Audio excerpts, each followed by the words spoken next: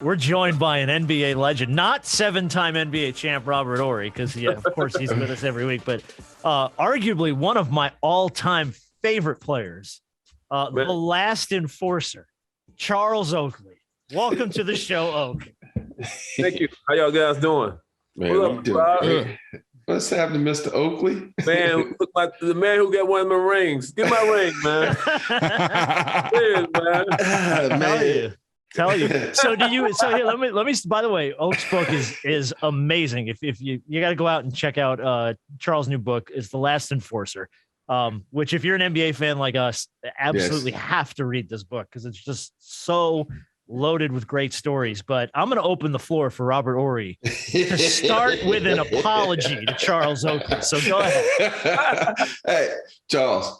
I want to apologize for something, man. It's not even about, taking one of your rings from you, but it's a situation where, you get caught in the moment. And I was telling these guys about it. I said, I got to have Charles on because I want to apologize to him because you get caught up in the moment. When we were playing you guys, I can't remember if it was game 6 or 7. We did the inbounds play. And it was a lot about a bounce to me, and I dunked. And I kind of screamed in your face. And I went back down the court. I was like, man, what the fuck was I thinking? I said, I'm shocked he didn't knock me out, man. Because, you get caught up in the moment. I was like, I want to apologize, man, right here for letting my emotions get the best of me, man. He was one of my guys. My cousin played, Alabama. So he was on your team, Marcus Campbell. So back in the days, I treat you like a homie. So it was all good. I know it wasn't like over the top like some guys.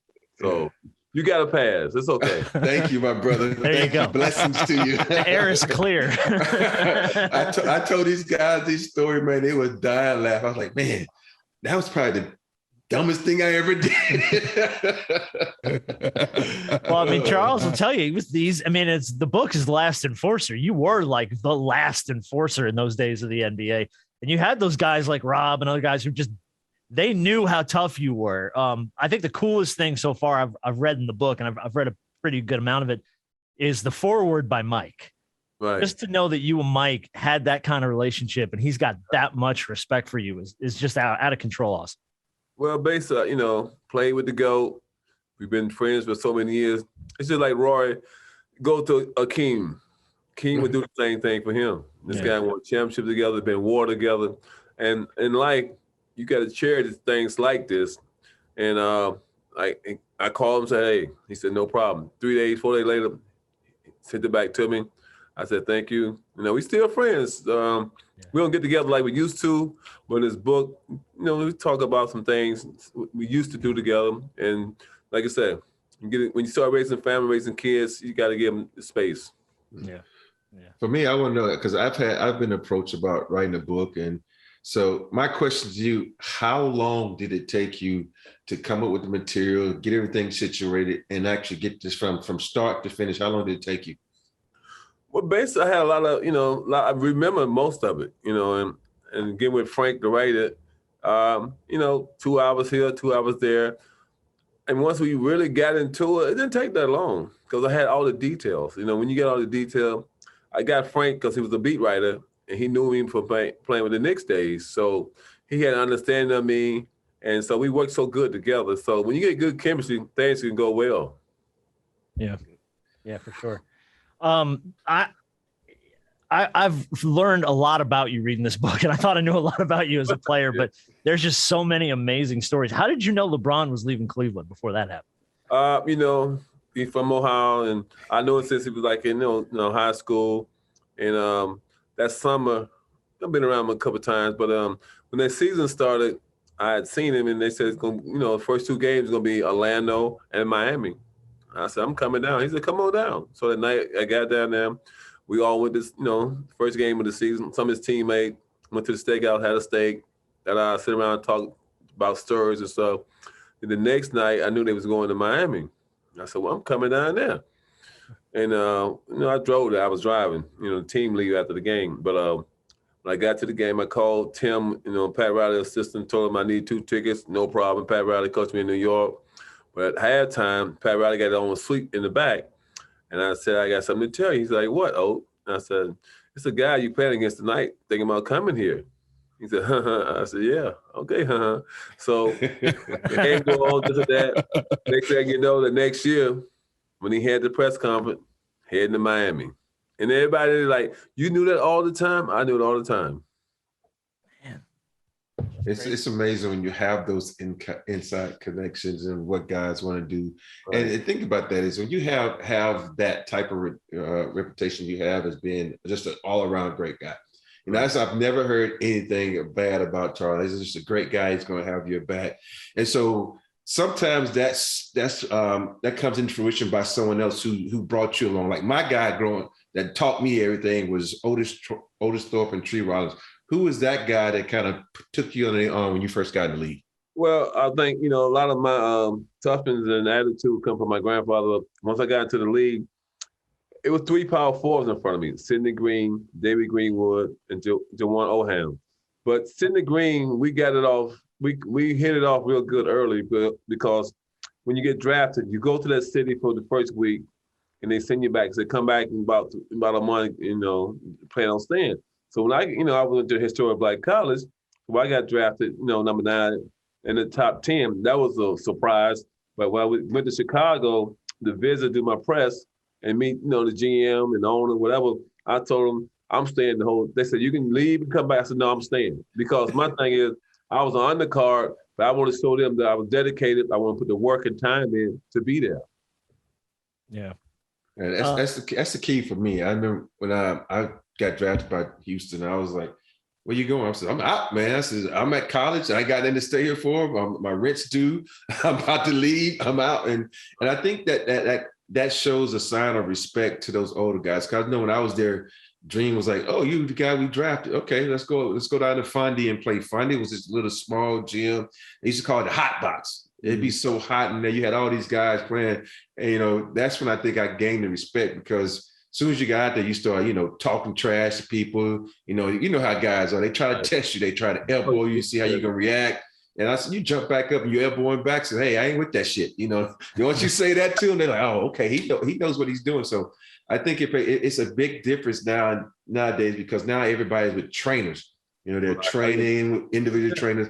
They don't get out there and get that camaraderie with guys and play and get beat up and learn how to, become true enforcers or just gritty players like in the 90s and in the early 2000s. I remember in the summertime, I came to Houston and played when Lucas had everybody organized to play in the summer. So that's what we did. I went to Washington, played Chicago. Guys wanted to go where the talent was, so they wanted to see what they had to do the next year to get better. Exactly. They wanted to go against competition, not with playing 2-on-2, 3, not really. Guys play pickup like it was like game time. So that's how you build from back when you're like, wow, I got to come ready every day, every second, no matter where I'm at. You get that from the veterans. Back then, guys got hurt. You ain't come out and get your job, because the next guy behind you wasn't giving that job up. Rob just spoke about like the old days, the 80s, 90s, even early 2000s, about the physicality. And obviously nowadays, you can barely sneeze on a dude without getting the tech.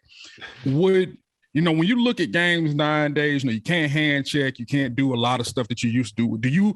Would you like to see the game go back to a certain level of physicality that you had to experience in order? I mean, how do you look at the game now from a physical standpoint? It's definitely not physical as it used to be. I just want to get a little more physical, go back to the more like in and out, instead of all these running around shooting threes. Like Akeem was the best in and out the post. So I think that's how they beat us in the 7-game series, because he trusts their guys. Sam Cassell, Roy, outside hit the shots. He never shot in a double team. And that's when we messed up. We did shoot in a double team. And but I definitely wanted to see the game get a little more physical. I want the guys to get more smarter, wiser, realize the turnover is a value, free throws are value. That's what they don't value in this game. They shoot, the guy be shooting 2 for 10 from the free throw line. And it feel like, how are you missing free throws? It's a free throw. These shoot. Back in our era, you wouldn't have played the last 2 or 3 minutes. You shooting that bad from the free throw line, right, Rob? Yeah, even times feels like this. Should we keep Shaq in or not? Hold on now. Yeah, we got to sit him on this one, Phil. We up to 15. We don't need no hack Shaq. Yeah, but Shaq, but he was so dominant on both ends that, you almost can live with him. But the other guy, if you ain't getting 25 and 15, no, you can't play the last 2 or 3 minutes. So it's one of the things. It's funny too, because we, with all the years Brandon and I got to do a show with Shaq for a long time, and we always asked him, was like, is there ever a player, like, because he was so dominant, he was so physically big and tough, and like, was there ever a player on the court that you're just like, man, I don't want any piece of him? And he would always say Charles Oakley. Of all the dudes on the court, I would never cross. That's the thing going on. Somebody just asked, not to cut you off, but just asked me something about about the Shaq thing. Shaq said, I'm number one on his list. They asked, who you want to go with? I said, I want to go against him because he said, I want him to be number one on my list. Yeah. I ain't like Floyd Mayweather. I'm not running from the competition. I want to go against the best. Hey, but it's weird you say the list. For me, I said, shit, y'all had 3 guys on that list. You, Ewan, and Anthony Mason. I'm like, God, man. Yeah. After that series against you guys, man, that was brutal. I had 2 sprained wrists. I had a hairline fracture in my coccyx. I had 8 stitches in my wrist. And then I literally couldn't move for like 2 weeks after that series. Before every game, I had to take like 3 BC powders. I had to take all this stuff, man, because I was so beat up after that series, man. So that was the toughest series I've ever played in my life. That was tough series. But it's just like, if you watch that Kansas City and the Buffalo game, somebody just had to win. Mm-hmm. Yeah. The 2 quarterbacks played great, but like I say, Hakeem outdid us. He made the right plays. Sam Cassell hit the 3, and it was man. Yeah. It's just, I forget, Dream got the big block too against Stark, so that was huge. Yeah, that was huge. But most centers gonna stay back on that pick and roll. Mm-hmm. Especially centers nowadays, they be like, you can go ahead and shoot it. Dream had a high IQ. Yeah. I mean, you could go by what he always, playing both ends, ankles, especially on defense. I mean, he come back weak side help. But he just knew how to pass the ball at the block, and that was the key. Yeah, it's so crazy to talk about those days of the Knicks and the Rockets, because the Knicks were like, Knicks and Detroit were the 2 teams in the league that were like the tough guy teams. Like you didn't want to screw with either of them. And the Knicks now are just, I don't even know what to do with the Knicks. Now they're all over the place. Where's your relationship with the New York Knicks? I know you and James had a little bit back and forth a while back, but where you stand with the Knicks? My relationship more with the fans than with the organization, but I watch them from time to time. I have nothing against the team, but the problem is always upstairs. We're still in litigation right now. Let's hope that things can get better.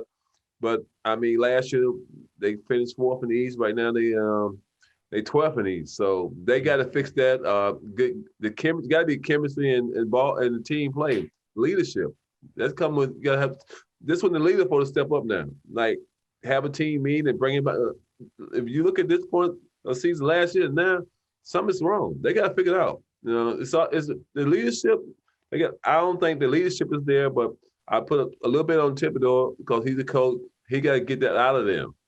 Yeah, Thibodeau is one of those tough coaches. And I think sometimes when you come in and you get a little high on the hog, so to say, and those guys, they had a great year last year. Julius Randle was kicking it, killing it. And then now they had this situation where I think they didn't have that hunger because they said, oh, this was easy last year. We should improve on this season. And they not, and I don't think guys understand that. Like each and every summer, you got to go in the lab, either add something to your game, reinvent yourself. If it's not working, do something to make that team better. And when I look at this team, they didn't do it's like none of them went home and during the summer worked on anything.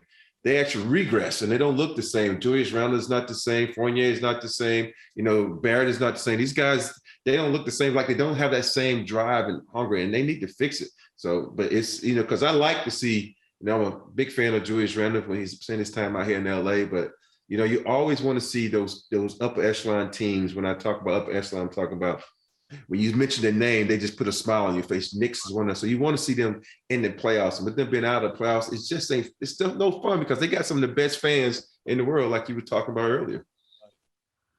Yeah, they got to get it together because the fans, they're giving them a break. How long can they give a break? We gotta wait. It ain't gonna last long. New York. I mean, when we played, we was winning and playing tough and hard. They got on our back. So think about you ain't winning and you ain't looking good. My thing is, it's a way to lose and a way to win. If you lose bad and you lose bad 2 or 3 games in a row, that's within in the team. Somebody ain't putting out, and then you got to find who ain't putting out. Somebody got to stand up. Then the team, that's what we used to do. We got to call one another out and play. You got to play. You can't drop your head because somebody called you out. That's why you get better. If you can't, see another thing about the league, these guys can't take criticism too. So I don't know what you're going to have to do to get back on the winning streak, but they let Memphis come in the house last night, get them, and they finna go to West Coast trip, 5 or 6 games, gonna be tough. So they're gonna have to do something. Yeah, it's gonna be. Well, for quite some time, the Knicks have been, every offseason, whenever there's a big free agent, could he go to the Knicks? Could he go here? Could he go? The Knicks are always in the run for a big name because it's a big market. It's a big marquee name. But I mean, what is it about the Knicks over the last few years that they can't land anybody? And do you think they'll land anybody in the next 2, 3, or 5 years?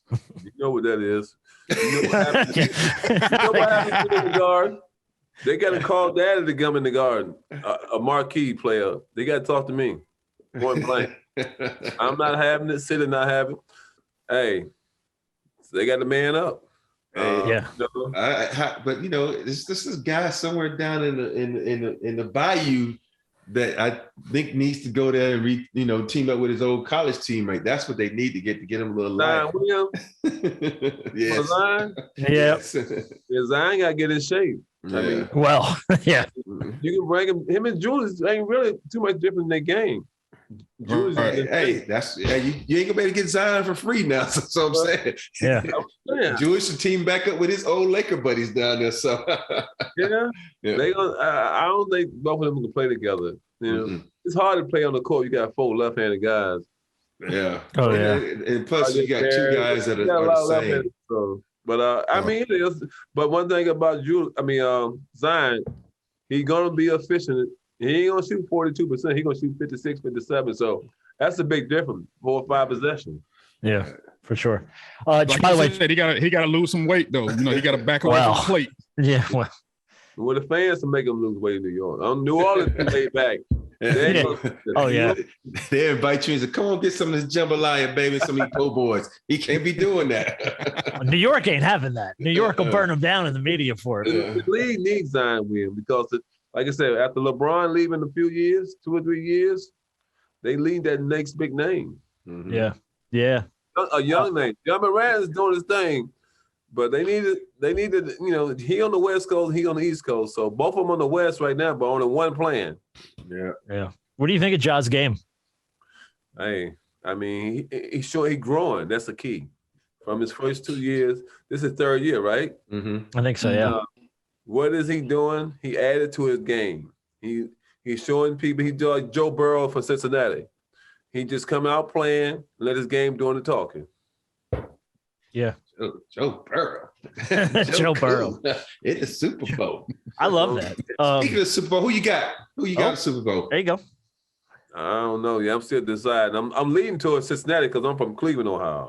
Cincinnati, Ohio. So, that's why I thought you were going to say that, you man. Representing your state now. I think about that Rams D and that Cincinnati line. It's like that Cincinnati line is like Swiss cheese. I know. 9 sacks. The Rams. Hey, the 49ers kept the Rams at bay last week. I mean, it was just 49ers couldn't score after he scored 17. So yeah. They supposed to have the best offensive coordinator, Shanahan, but them gimmick plays don't work in the playoff. You got to come to play. Yeah. Charles' book, by the way, again, The Last Enforcer. If you're an NBA fan like us, absolutely have to read it. Tons of stories. The one that always stood out to me, and I wanted to just get the behind the scenes on it, is why did you slap Barkley? And because I've heard this story like just in circle. It's like a weird NBA legend. Like it happened, but no one really saw it happen. And in this book, the reason why I smacked him was because in a game in Phoenix, he did this to my chin and said he was playing around. And then in the lockout, he said something smart in the paper. Isaiah said the same thing, but something about the Knicks ain't this and ain't that. If my name got something to do with that organization, you can't talk about it. And in a bad way, that's why I smacked him. He said about the Knicks. It was a lockout. And I told the press, when I see him, I'm gonna smack the shit out of him. Sure enough. Sure enough. That's what I did. Good for you, man. That's great. Hey, Oak, you a man of your word, ain't you? You have to be. If you're a leader, you got to stand up what you say. So that's why he has TNT right now. So I'm gonna see him again.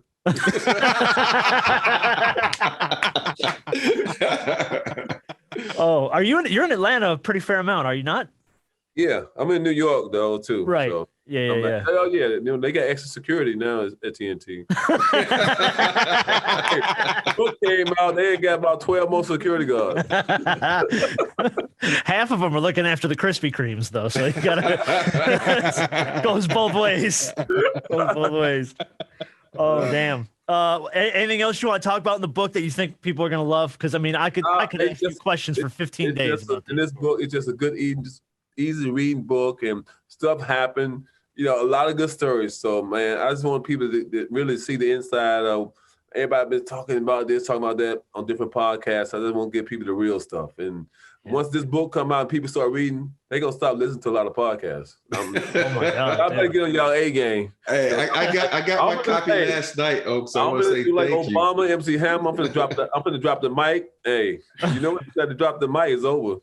Hey, I got my copy last night, so I want to say thank you. I'm gonna start reading it because after I read this, you might convince me to do mine. There's a lot of stuff in there. Hey, you know me, I got a lot of stuff too. I might have to follow in your footsteps, man. Yeah, like, okay, I got to follow. This is my A-. I'm still coming with my A+. In a minute. I'm gonna give it a little room because this book going like wow. But it's an appetizer, huh? Oh yeah. I love it. Appetizing, and then all the people serving the food all the females got on 2-piece. So you gonna eat your appetizer quick and come back. Love it. The book is called The Last Enforcer, a memoir by from Charles Oakley. One of the best to ever do it. We appreciate you, man. Good luck with the book, and if you ever need anything from us, man, we're always here for you. Yes, sir, Charles. Thank you, Rob. You still got my ring, though. Man, I wanted that ring, too. Which one was that? I can't remember. You know, I got so many. Oh, don't do that. Don't do that.